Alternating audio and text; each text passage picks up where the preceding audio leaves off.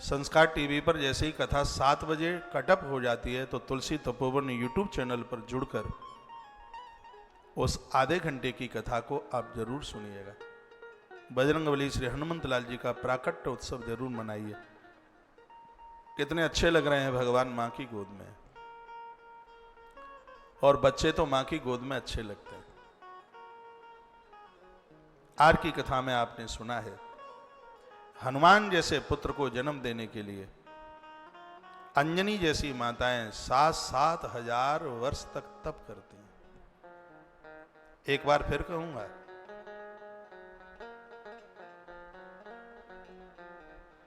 पानी टिक्की छोले भटूरे खा के हनुमान जैसे पुत्र पैदा नहीं होते। हनुमान जैसे बेटे तो तपस्या में, चरित्र में छिपे हुए। हनुमान जैसे पुत्र को जन्म देने के लिए इस धरती को मां अंजनी की जरूरत है, इस धरती को मां कौशला की जरूरत है। एक बार फिर चाहिए इस धरती को मां देव की, इस धरती को एक बार पुनः मां अनुसुईया की जरूरत है। एक बार सावित्री की फिर आवश्यकता है इस धरती को। एक बार पुनः इस धरती को मां जीजाबाई चाहिए। तभी तो छत्रपति शिवाजी जैसे पुत्र तभी तो चल करके आए। एक बार इस धरती को पुनः मां हुलसी चाहिए, तभी तो तुलसी आए। तुलसी को जन्म देने के लिए हुलसी की जरूरत है। माता अंजनी ने जो भगवान शंकर को तपस्या के समय पर जो बात कही थी, आंख के आंसू बंद नहीं हो रहे थे। मां अंजनी ने कहा था, हे महादेव, नारी का जन्म भोगों के लिए नहीं, नारी का जन्म सामान बटोरने के लिए नहीं, नारी का जन्म सत्पुत्रों को जन्म देने के लिए होता है। अच्छी संतान को जन्म देने के लिए नारी का जन्म होता है। और ये मां अंजनी के ही शब्द थे। आप दे सकते हो तो मुझे ऐसा पुत्र देना जो राम भक्त बने, ऐसा पुत्र देना जो दूसरों के लिए जीवन जिए, ऐसा पुत्र देना मेरे पुत्र के चरित्र को देख करके लोग चरित्रवान बने।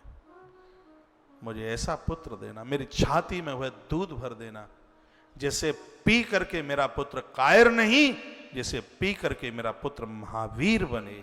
धन्य है वो मां अंजनी। उस मां अंजना की सुंदर तस्वीर आप देख रहे हैं, जिसकी गोद में उस मां का लाल बैठा हुआ है। माइक खोले।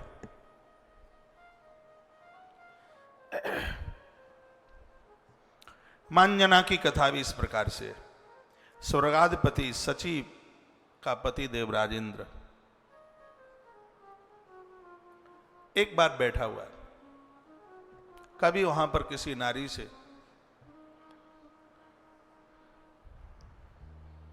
किसी का अपराध हो गया। अपराध हो ही जाता है। अपराध कितना था कि चलते समय पाम लग गया, किसी साधु से पाम लग गया। इसलिए तो कहा जाता है कि हम जब चलते हैं तो किसी कन्या से पाम न लग जाए, किसी तपस्वी से पाम न लग जाए, किसी के आसन पर पाम न हमारा पड़ जाए, किसी नारी से हमारा पाम न लग जाए।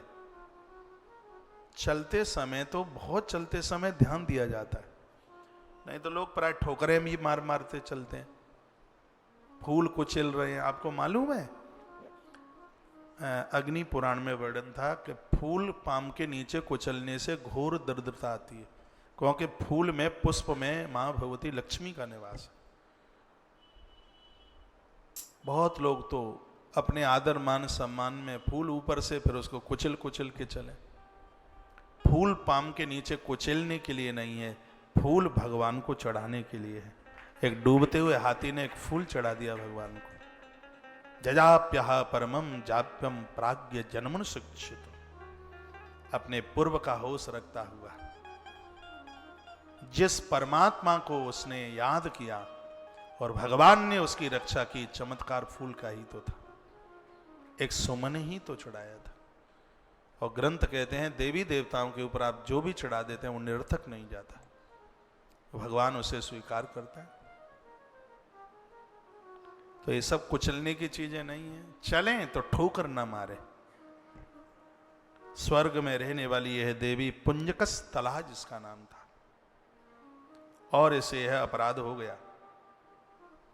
शीघ्र ही श्राप मिला और उस देवी ने श्राप को अंगीकार भी कर लिया और कह दिया कि तू तो बंदरों की तरह चंचल है, तेरे अंदर चंचलता भरी हुई है, तो चल, हमारा अभिशाप है कि मृत्यु लोक में तू जाकर के बानरी बन जाए। इसने चरण पकड़ लिए महात्मा के, रो पड़ी। पुंजकस्थला आंख में आंसू भरे हुए तो रुदन करने लगी, साधुओं को कहने लगी, मुझसे गलती हुई, मैं दंड की भागीदार हूं, मुझे दंड मिलना चाहिए, लेकिन दंड इतना बड़ा कि जिसको हम सहन भी ना कर पाए। मेरा कल्याण कैसे होगा, मेरा उद्धार कैसे होगा?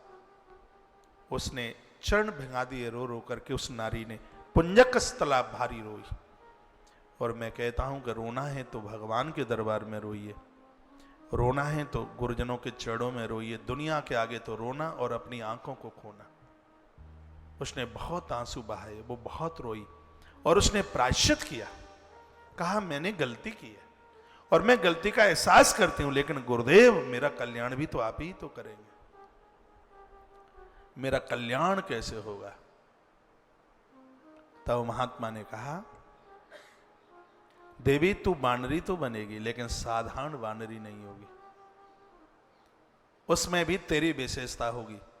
तूने गलती का एहसास किया है तो हम तुझे वरदान देते हैं कि तेरी कोख से जो पुत्र जन्म लेगा, ऐसा पुत्र उससे पहले कभी नहीं आया और बाद में कभी नहीं आएगा। तेरे पुत्र के नाम को लेकर के लोग भवसागर से पार हो जाएंगे। साधु ने ये बोल दिया उसको।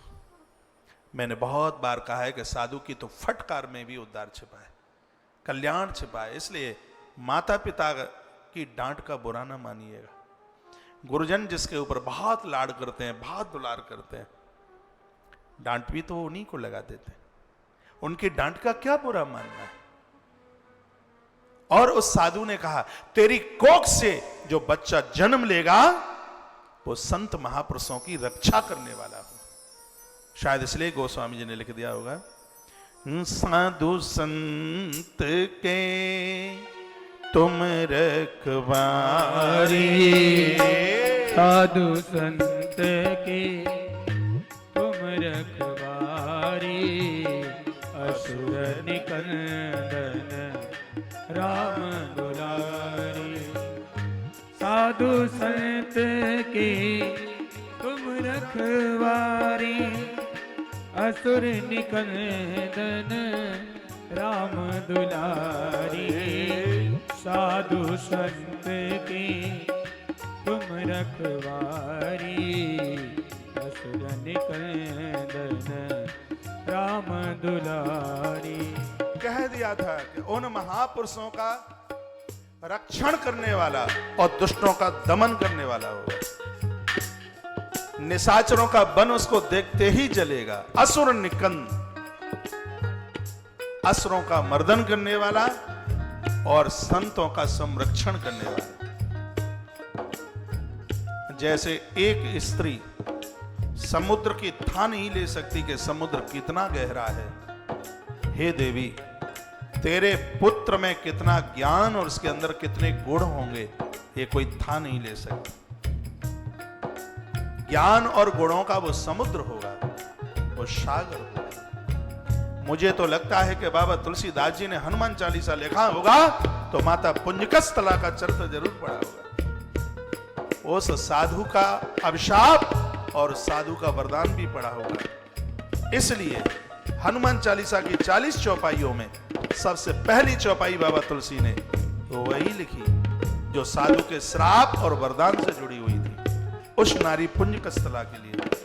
जय हनुमान ज्ञान गुण सागर, जय हनुमान ज्ञान गुण सागर, जय कपीस तिहों लोक उजागर। जय हनुमान ज्ञान गुण सागर, जय कपीस तिहों लोक उजागर जय हनुमान ज्ञान गुण सागर जय कपीस तिन्हों लोक उजागर जय हनुमान ज्ञान गुण सागर जय कपीस तिन्हों लोक उजागर जय हनुमान ज्ञान गुण सागर जय कपीस तिन्हों लोक उजागर। बोलिए श्री हनुमान जी महाराज की जय हो। तो माता पुंजकस्थला को श्राप और वरदान दोनों मिल गए। ऋषि का साप सुनकर के पहले तो वो कांपी, चरणों में गिर पड़ी, द्रवीभूत हुई। गलती हो वे, गलती इंसान से होती है, गलती को समझ लेना चाहिए, मान लेना चाहिए, उसमें अपनी ऐंठ नहीं, अकड़ नहीं। और कोई साधुओं के ऊपर अकड़ ऐंठ दिखाए तो वो घाटे में, फायदा कुछ भी नहीं है। साधु का संग करने से आज तक कभी किसी को घाटा नहीं हुआ। साधु तो हो ही ना कार्य हानि, कोई घाटा नहीं, कभी घाटा नहीं। इनके संग में तो सदैव फायदा है। इनके साथ विवाद ठीक नहीं है, इनके साथ संवाद बहुत बढ़िया है। गुरुजनों के साथ विवाद नहीं, गुरुजनों के साथ संवाद होना चाहिए। माता पुंजकस्थला ने अपनी गलती का एहसास किया और समय चलता रहा।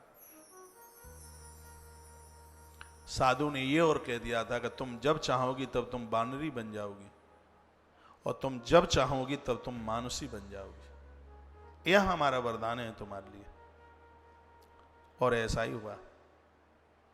वही देवलोक में रहने वाली नारी पुंजकस्थला समय आने पर इस मृत्यु लोक में बानर राज कुंजर की बेटी बनकर के पैदा हुई।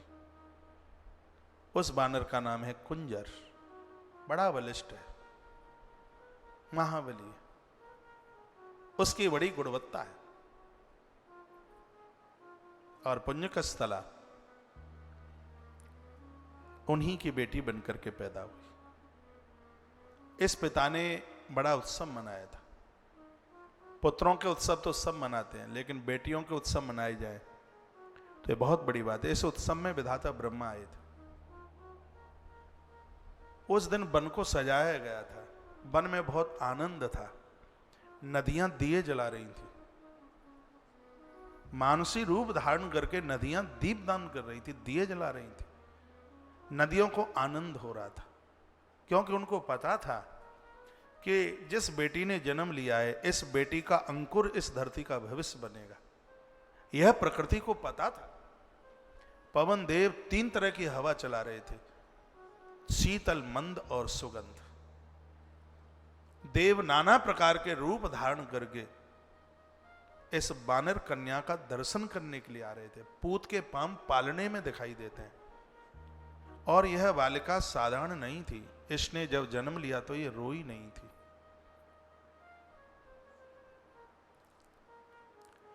इसने जब जन्म लिया था तो इसके मुख की आकृति मानवीय थी बिल्कुल।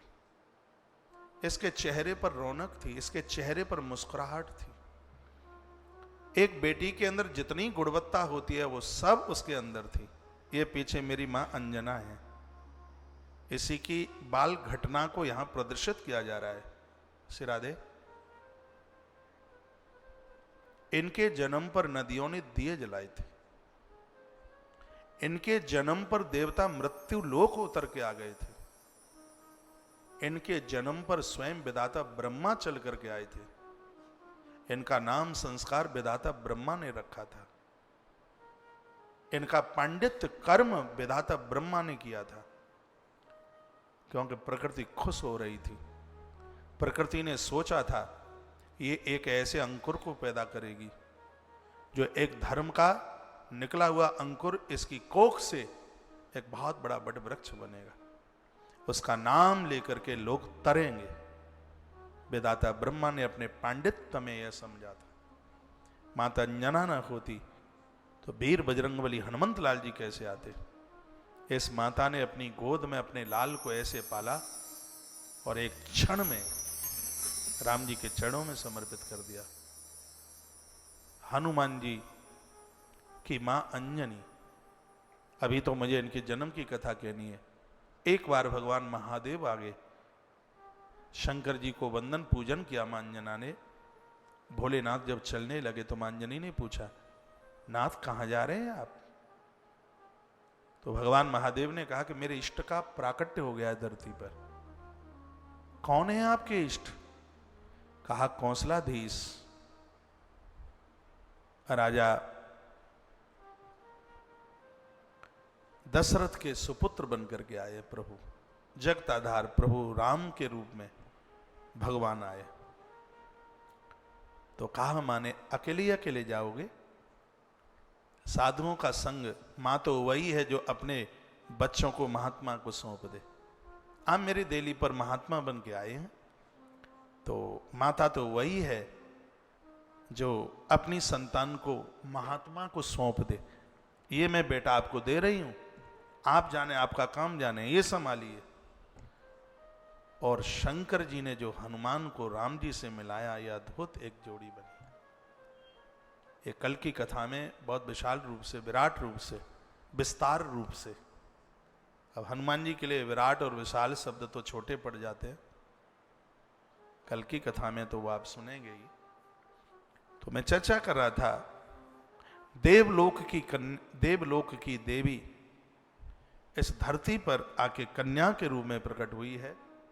स्वयं विधाता ब्रह्मा ने इसका नामो संस्कार किया और उसी का नाम अंजना रखा गया है। अंजन शब्द से अंजना बना, अंजन काजल।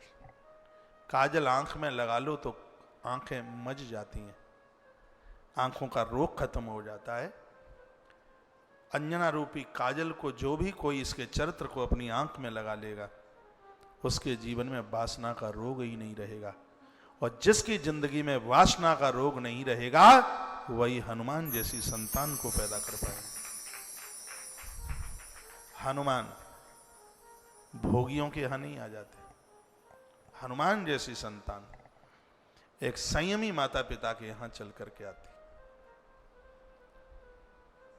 उनमें से एक माता अंजनी है। बताते हैं माता अंजनी का जिस समय जन्म हुआ था, उस समय धरती पर इतनी सुंदर कोई नारी नहीं दिखती थी। इतना सौंदर्य था। और सुंदर लोग अपने चरित्र को बचा करके रख लें तो ये भगवान की बहुत बड़ी कृपा है। सुंदरों के ऊपर तो सबका ध्यान होता है, सुंदर। लेकिन हमारे गोस्वामी जी ने तो ये कहा, सच में सुंदर, ज्यादा सुंदर तो वो हैं जिनके हृदय में रघुवीर रघुनाथ का नाम है। सोई सुंदर सोई शोभग शरीरा, नर तनु पाए भजय रघुवीरा। सोई पावन सोई शोभग शरीरा, वही पवित्र है, वही सुंदर है जिसने मनुष्य शरीर प्राप्त करके और अपने हृदय में रघुनाथ को स्थापित कर लिया है, भगवान को स्वीकार कर लिया। उनसे सुंदर कौन होगा? तो अंजनी माता तो बाहर से भी सुंदर थी, उसका तो चतुष्टय अंतःकरण भी, मन बुद्धि चित्त अहंकार, ये भी उसके बड़े पवित्र थे। यह कन्या छोटी से बड़ी हुई, पूरे त्रिलोक्य में विख्यात सुंदर कुंजर पुत्री का नाम अंजना सबके जिह्वा के ऊपर था। लावण्यवती माता अंजना का विवाह समय आने पर वीरवर वानर राज केसरी के साथ संपन्न हुआ। बड़े वीर थे वानर राज केसरी, बहुत ताकत थी उनके पास, वो वरदानी थे, वो बड़े साधक थे। कपिराज केसरी सुमेरु की पहाड़ियों पर रहा करते थे, जिसको कांजन पर्वत के नाम से भी जाना जाता था। समस्त सुविधाओं से संपन्न इसी सुंदर पर्वत पर मां अंजना अपने पति के साथ सुखपूर्वक रहने लगी।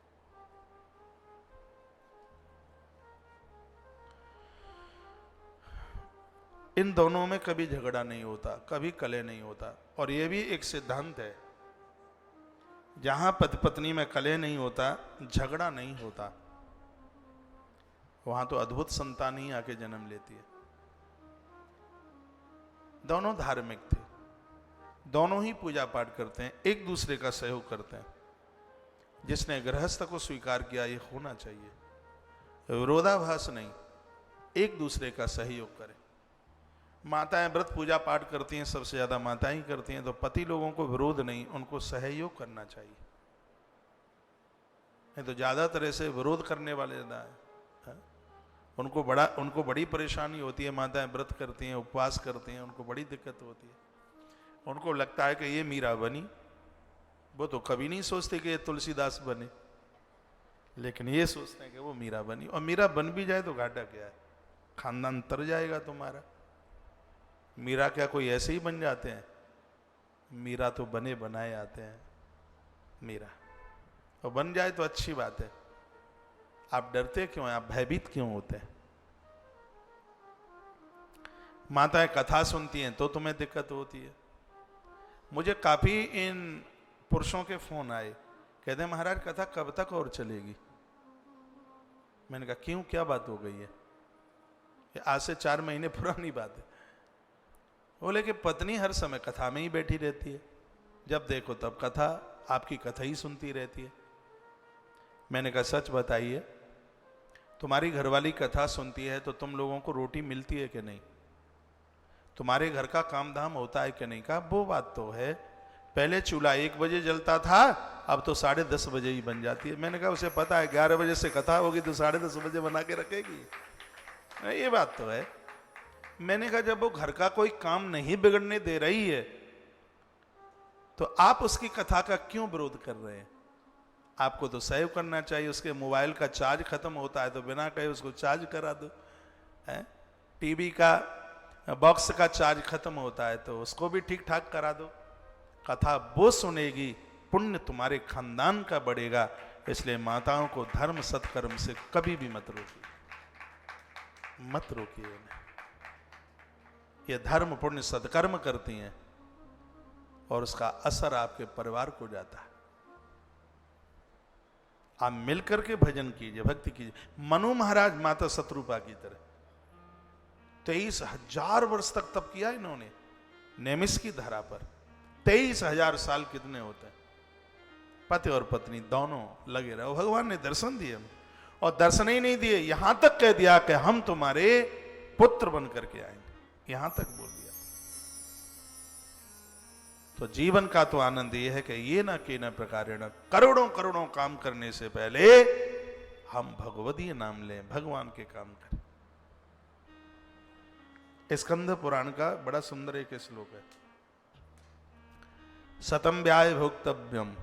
स्कंद और पद्म पुराण में बड़े अद्भुत अद्भुत श्लोक हैं। सतम व्याय भोक्तव्यम सहस्रम स्नान माचरेत, लक्षम व्याय दातव्यम कोटिम त्युक्ताम हरिम स्मरेत। 100 काम करने से पहले भोजन, 1000 काम करने से पहले स्नान, 1,00,000 काम करने से पहले दान, तो करोड़ काम करने से पहले भगवान का नाम।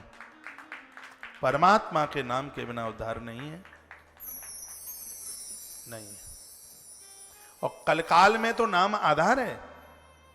बाबा तुलसी ने कहा था, कलयुग केवल हरि गुण गाहा, कलयुग केवल हरि गुण गाहा, कलयुग केवल हरि गुण गाहा।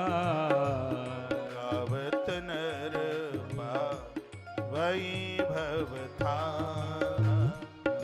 कलयुग केवल हरि गुण गाहा, कलयुग केवल हरि गुण गाहा।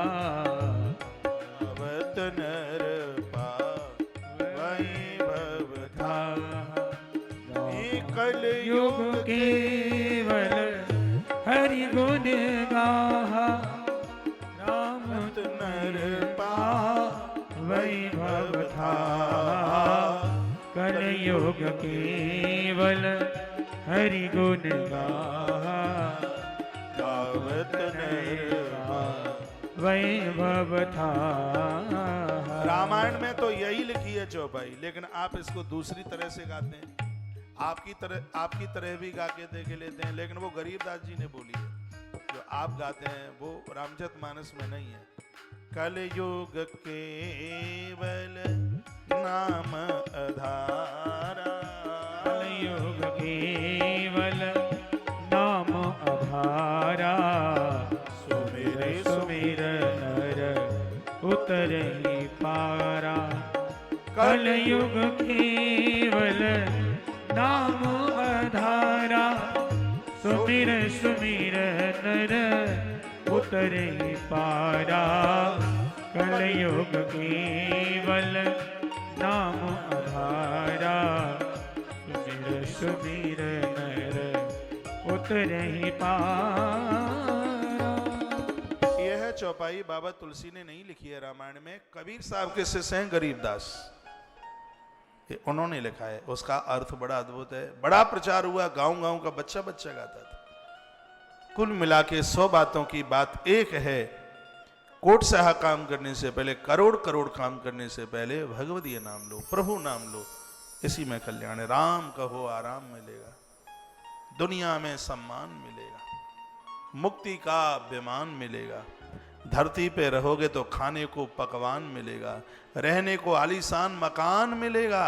राम कहो आराम मिलेगा। राम का नाम लेके जो मर जाएंगे, अमर नाम दुनिया में कर जाएंगे। ये न पूछो कि मर के किधर जाएंगे, वो जिधर भेज देंगे हम उधर जाएंगे। राम का नाम लेके जो मर जाएंगे। तो केसरी बानर और कुंजर बानर की बेटी माता अंजना दोनों भजनानंदी हैं, बहुत भजन करते हैं, बहुत बड़ी साधना है इनकी। श्री हनुमंत लाल जी का उत्पत्ति का कारण यहीं से आरंभ होता है, हनुमान यहीं से प्रकट होता है।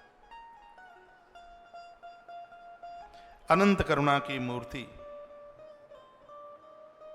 जिसके चेहरे पर हमेशा मधुरता रहती है, मनोहर है, भक्तों के लिए एक धरती पर निधि प्रकट करती है, वह है माता अंजनी।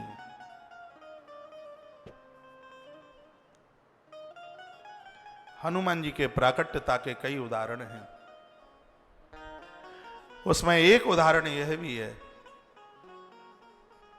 एक बार क्षीर सागर का मंथन हुआ और उसमें से भगवान मोहिनी बन के प्रकट हुए। अमृत कुंभ हाथ में आया और उन्होंने अमृत वितरण किया, देवताओं ने अमृत पिया जिससे वो बलिष्ठ बने। कुछ समय बीते होंगे, एक दिन सागर के किनारे घूमते घूमते भगवान महादेव और नारायण दोनों में मुलाकात हो गई। और कहा आप कैसे हैं? कहा ठीक है, आप कैसे हैं? ठीक है। शंकर जी ने कहा नारायण एक बात बताओ, आपने मुझे अपने हर रूप का दर्शन कराया और एक से एक मनोहारी रूप था आपका, लेकिन हमने सुना है कि आप बड़ी सुंदर मोहिनी बने थे, आप बहुत सुंदर स्त्री बने।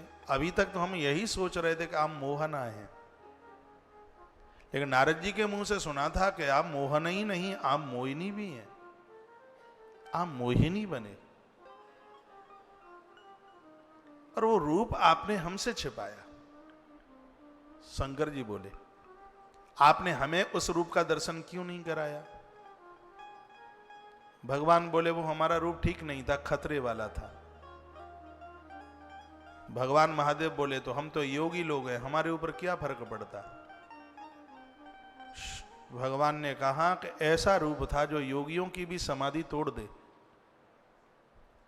और यदि वह रूप आपको दिखा देते और आप अपने आप को नहीं रोक पाते और पार्वती को भूल जाते हमें देख के, तो गंगाधर तुम्हारी बदनामी हो जाती। इसलिए हमने अपना वह रूप तुम्हें दिखाया नहीं। शंकर जी बोले तो अब दिखा के देख लो कि कैसी बदनामी होती है, आजमाई लो तुम। शंकर जी बोले तो देखते देखते इधर सरोवर और वहीं भगवान सुंदर स्त्री बनकर गेंद उछालने लगे। शंकर जी ने उस रूप को देखा। इतना अद्भुत भगवान ने मोहिनी रूप बनाया कि भगवान शंकर ने मोहिनी का पीछा किया। बियाबान जंगल में, पहाड़ में, आगे भगवान मोहिनी और पीछे भगवान महादेव। पहाड़ियों के मध्य में, वृक्षों में हवा चल रही थी। वस्त्र इधर उधर खिसका, अपने आप को संभालने लगी मोहिनी। इस कथा को भोग और वासना से मत जोड़ना। अलौकिक रूप है देवताओं का। कथा में बहुत कुछ छिपा हुआ है, वो सुनिएगा। भगवान शंकर दौड़े, आगे भगवान मोहिनी बनकर के दौड़े। देवता आकाश में से देखते हैं, ये आज होता क्या, ये हुआ क्या है, ये कौन सी लीला हो रही है। इस लीला में हनुमान का आगमन छिपा था। इस लीला में लंका में लगने वाली आग छिपी थी। इस लीला में रावण की फौज की मृत्यु लिखी थी। इस लीला में सीता माई की खोज लिखी थी। इस लीला में हमारे और आपके लिए मंगलवार लिखा था। इस लीला में हमारे और आपके लिए शनिवार लिखा था। और हमारे लिए इस लीला में अंजनी मां का लाल लिखा हुआ था। इसी लीला में से तो अंजनी कुमार प्रकट होता है। ये वह लीला थी जहां हरि और हर दोनों मिलकर हनुमान रूप में प्रकट हो रहे थे। ये वह लीला थी। बहुत दूर जंगल वियड़ में पहुंचना हुआ और भगवान शंकर ने यूं छलांग लगाई और भगवान मोहिनी को छुआ और भगवान ने मोहिनी को अपने कंठ से गले से लगाया। हरे हर दोनों आपस में मिले। ग्रंथ ने तो ये लिखा है कि जब वह दोनों आपस में मिले तो भगवान शिव का तेज, भगवान शंकर का बिंदु, शिव का तेज महात्माओं ने एक पत्ते पर, कहीं तो कहा है कि बट पत्ते के ऊपर, किसी पर लिखा है पीपल के पत्ते पर संभाल के रखा। इसलिए हनुमान जी को पीपल का पत्ता बहुत प्रिय है। संतों ने उसको संभाल करके रखा। भगवान नारायण ने कहा, भोलेनाथ तुम नहीं माने, देखो कितनी बड़ी बदनामी हो गई और तुमने हमारा पीछा किया। भगवान शंकर जी ने कहा, अच्छा 7 बजने वाले हैं, 1-2 मिनट कम है। जैसे ही कथा कटअप हो संस्कार टीवी पर तो फटाफट आप तुलसी तपोवन यूट्यूब चैनल पर जुड़ जाना। जो आधे घंटे की जो कथा बच जाएगी उसको संस्कार टीवी पर 3:30 से 4 देखोगे कल, ठीक है। 4 बजे फिर लाइव प्रसारण शुरू हो जाएगा। आधे घंटे की जो कथा अभी बचती है उसको 3:30 बजे से लेकर 4 बजे तक, ये सुन लीजिए, टीवी पर देखेंगे, फिर 4 बजे कथा शुरू हो जाएगी। तो अभी आधा घंटा कथा और आप सुनेंगे। तो अभी जो संस्कार टीवी पर न देख पाए तो आश्रम के तुलसी तपोवन यूट्यूब चैनल पर आप जरूर उस कथा को सुन लीजिएगा। 7 बजने वाले हैं, लोग इधर से उधर पहुंचे, उनकी कथा न छूटे, इसलिए एक छोटा सा भजन, शायद कोई भजन हुआ भी नहीं है, एक 2 कड़ी का भजन।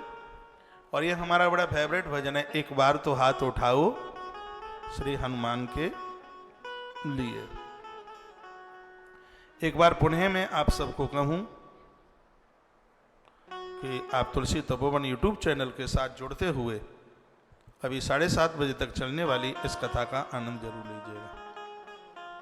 संस्कार के जितने भी श्रोता हैं, और ये मैंने आपको बोल दिया है कि अभी से जो सहयोग के नाम हैं उनको कल उच्चारित किया जाएगा, उच्चारण किया जाएगा। आश्रम के सभी नंबर सुबह ही 7:30-8 बजे चालू हो जाते हैं। आश्रम के नंबरों पर संपर्क करते हुए अपना सेवा सहयोग जरूर गौशाला तक पहुंचाते रहें। आपके इन सेवा कार्यों की, आपके सेवा सहयोग के ऊपर ही यहाँ की व्यवस्थाएं डिपेंड है। आइए एक बार तो हाथ उठाओ श्री हनुमान के लिए।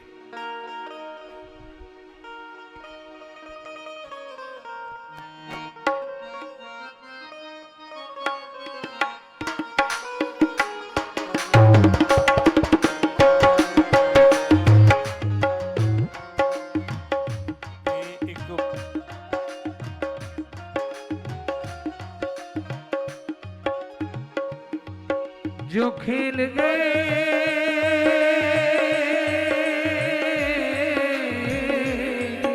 जो खेल गए प्राणों पे श्री राम के लिए, एक बार तो हाथ उठा लो मेरे हनुमान के लिए, बार तो हाथ उठा लो मेरे हनुमान के लिए। जो खेल गए जो खेल गए प्राणों पर श्री राम के लिए, एक बार तो हाथ उठा लो मेरे हनुमान के लिए, बार तो हाथ उठा लो मेरे हनुमान के लिए।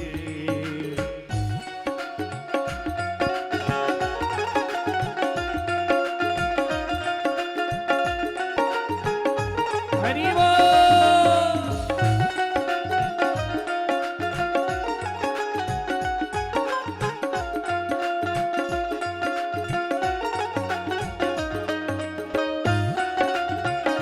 हरि बोल।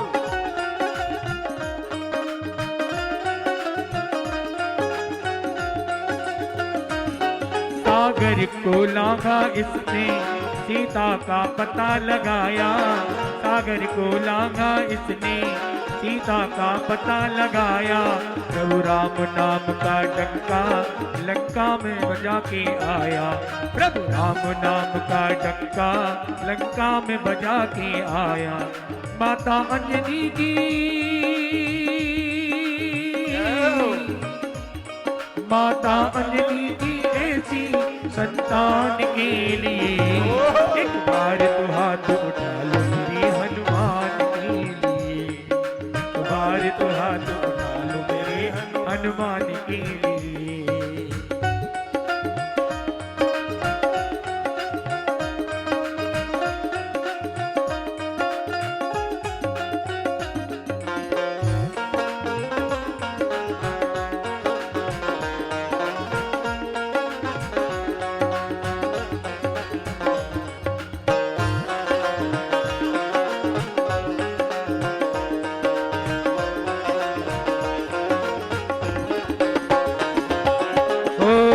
लक्ष्मण को बचाने की जब सारी आशाएं टूटी, लक्ष्मण को बचाने की जब सारी आशाएं टूटी, ये पवन वेग से जाकर लाए संजीवन बूटी, ये पवन वेग से जाकर लाए संजीवन बूटी।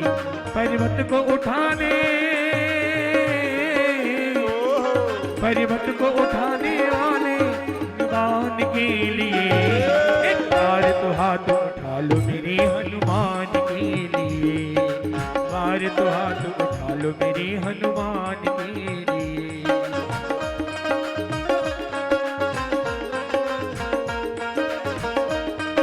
हरि बोल।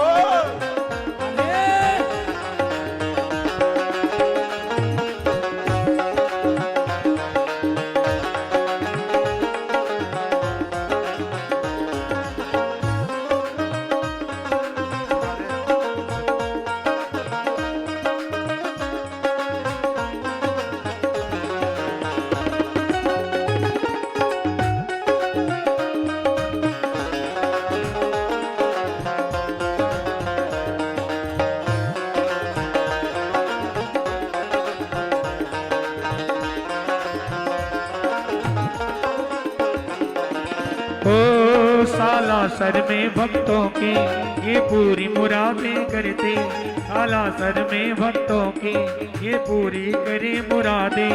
मेहंदीपुर में ये दोनों दुखियों के दुखड़े काटे, मेहंदीपुर में ये बजरंग दुखियों के दुखड़े काटे। दुनिया से निराले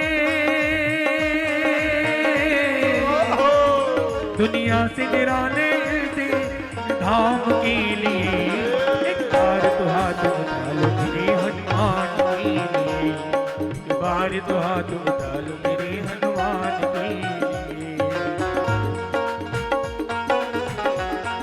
हनुमान जी महाराज की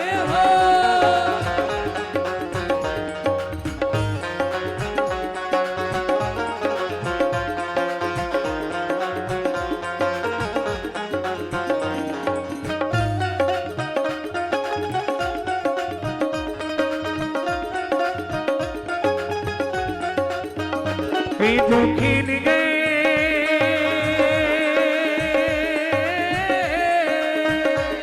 जो खेल गए प्राणों पर श्री राम के लिए, एक बार तो हाथ उठा लो मेरे हनुमान के लिए, बार तो हाथ उठा लो मेरे हनुमान के लिए, बार तो हाथ उठा लो मेरे हनुमान के लिए, बार तो हाथ उठा लो मेरे हनुमान के लिए।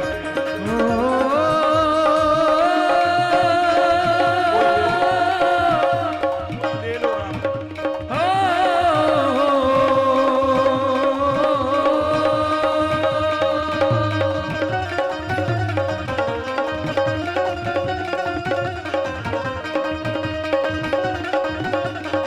हनुमान जी महाराज की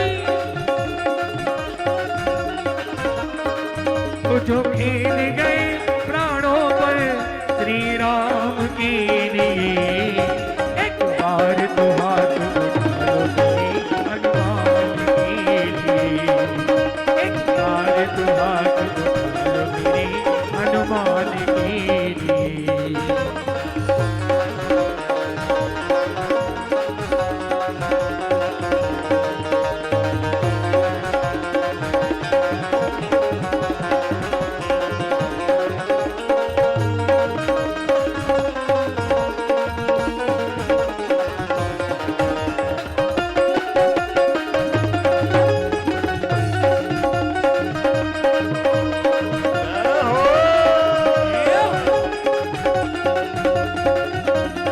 अरे जो खेल गए प्राणों पर श्री राम के लिए, एक बार तो हाथ उठा लो मेरे हनुमान के लिए, एक बार तो हाथ उठा लो मेरे हनुमान के लिए, एक बार तो हाथ उठा लो मेरे हनुमान के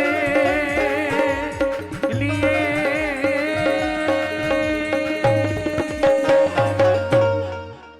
बोलिए श्री हनुमान जी महाराज की जय हो। नमः पार्वती ततै हर हर महादेव शंभु। जय जय श्री राधे जय जय श्री राधे जय जय श्री राधे श्याम। तो एक तो वीर बजरंगबली हनुमंत लाल जी के प्राकट्य का कारण हरि और हर का मिलन है। ये बात में याद में रखिएगा कि हरि और हर यानी महादेव और नारायण दोनों के मिलने से बजरंगबली हनुमंत लाल जी धरती पर प्रकट हुए। इसलिए भगवान नारायण के भी भक्त हनुमान जी की पूजा करते हैं और भगवान महादेव के भक्त भी हनुमान जी की पूजा करते हैं। दोनों के मिलन से यह अवतार हुआ। कहीं लिखा है कि स्वयं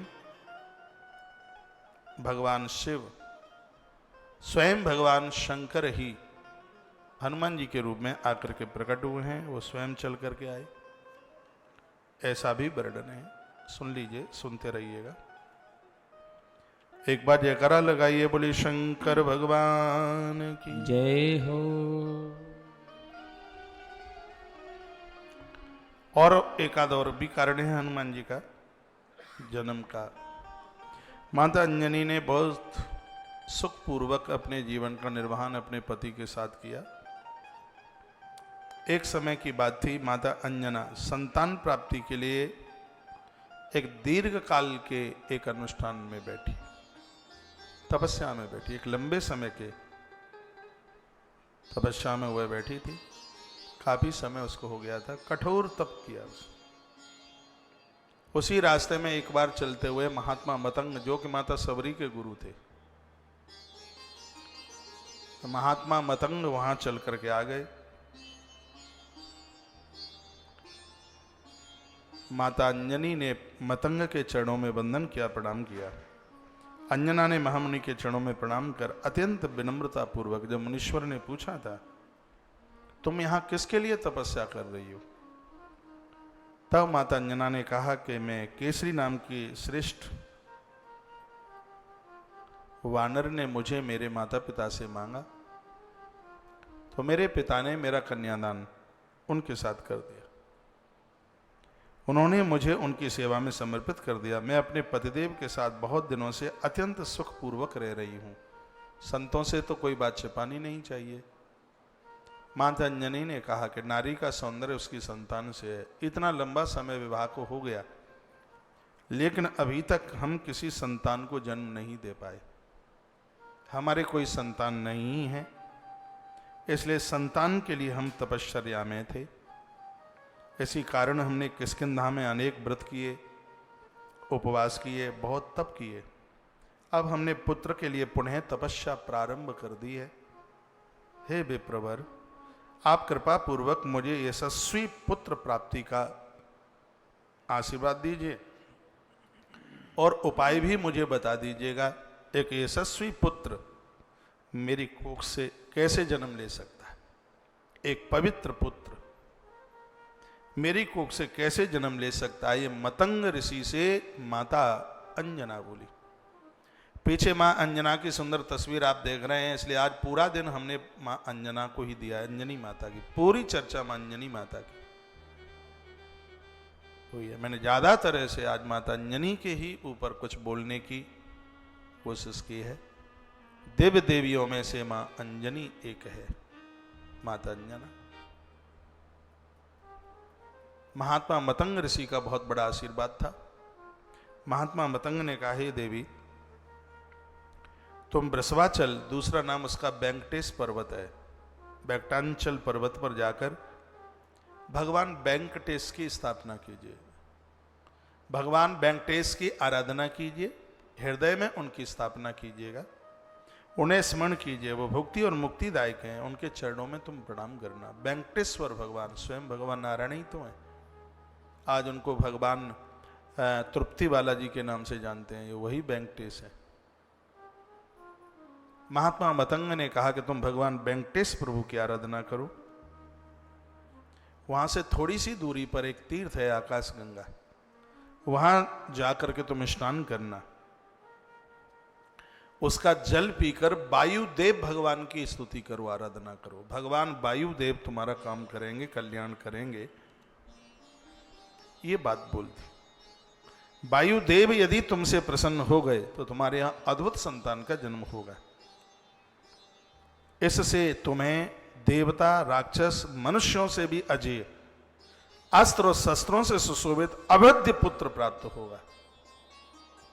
तुम्हारे यहां जब बच्चा जन्म लेगा तो उसके पास कुछ चिन्ह होंगे। जनेऊ संग आएगा, उसके कौपीन लंगोटी संग आएगी और मस्तिष्क पर मुकुट संग आएगा। हनुमान जी ने जब जन्म लिया है तो हनुमान जी को लंगोटी संग आई थी, मूंज का जनेऊ हनुमान जी को संग आया था।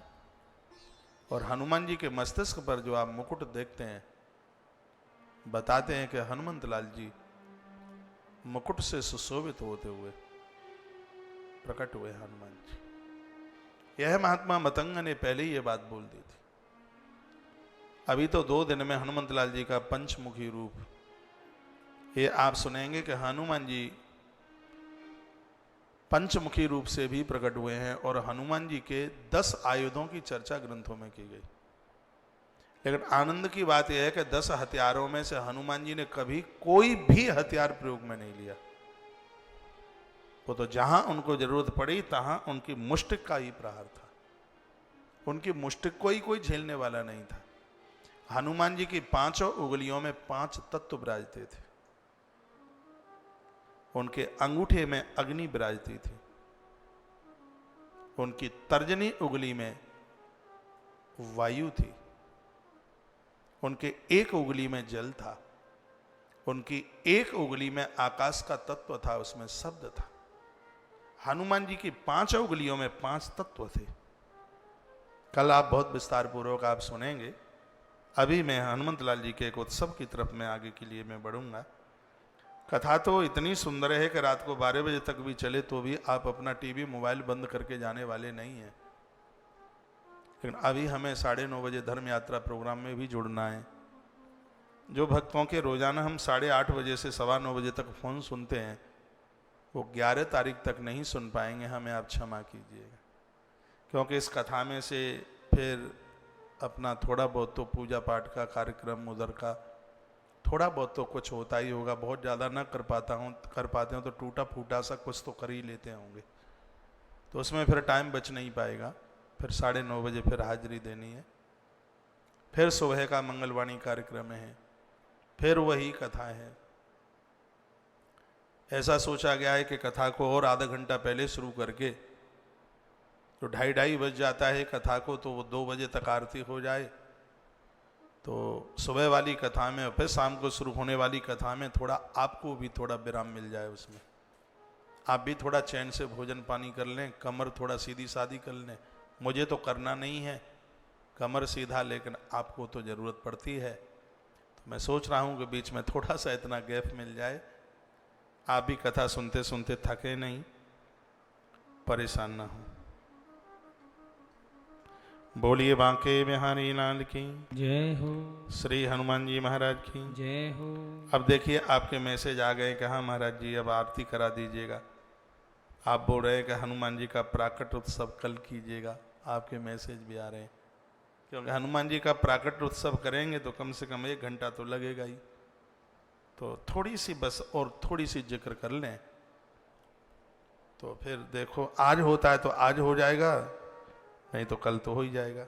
आइए, महात्मा मतंग ने कहा कि देवता राक्षस मनुष्य सबसे यह तुम्हारा पुत्र अजय होगा, और विश्वास के साथ ये समझ लो कि तुम्हारे साथ ऐसा पुत्र होगा। ये जन्म से पहले महात्मा मतंग ऋषि ने आशीर्वाद दे दिया था, कहा चिरंजीवी पुत्र मिलेगा तुम्हें, जिसकी कभी मृत्यु ही नहीं होगी, अजय होगा, अवध्य होगा, वो किसी के द्वारा बाधित, किसी के द्वारा वो मृत्यु को नहीं प्राप्त हो सकता।